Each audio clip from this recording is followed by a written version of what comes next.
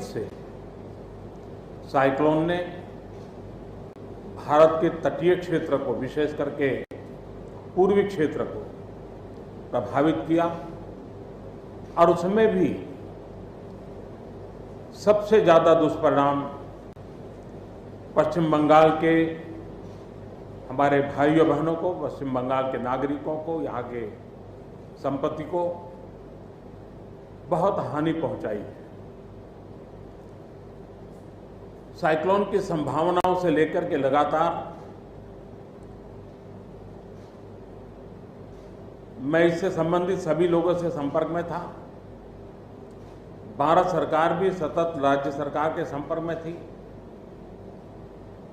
Cyclone का नुकसान कम से कम हो, इसके लिए जो भी आवश्यक कदम उठाने चाहिए उसके लिए राज्य सरकार और केंद्र सरकार ने मिलकर के भरसक प्रयास किया।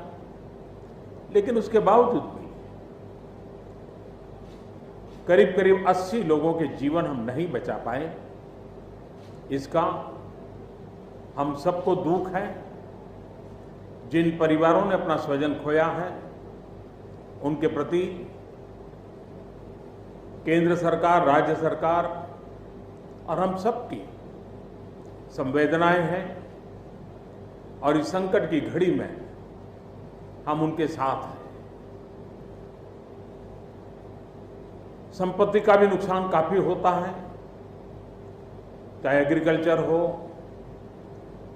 चाहे पावर सेक्टर हो, चाहे टेलीकम्युनिकेशन हो,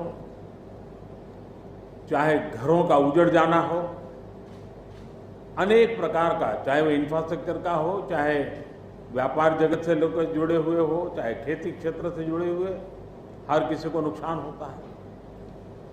आज मैंने हवाई निरीक्षण करके बारीकी से इस प्रभावग्रस्त विस्तार को मुख्यमंत्री जी के साथ, गवर्नर श्री के साथ दौरा करके उसको देखा है।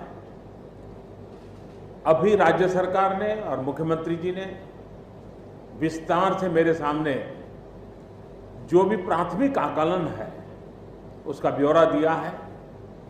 हमने तय किया है कि हो सके उतना जल्द डिटेल में सर्वे हो, कृषि का हो, पावर सेक्टर का हो, टेलीकम्युनिकेशन का हो, घरों की जो स्थिति है, इंफ्रास्ट्रक्चर की जो स्थिति है।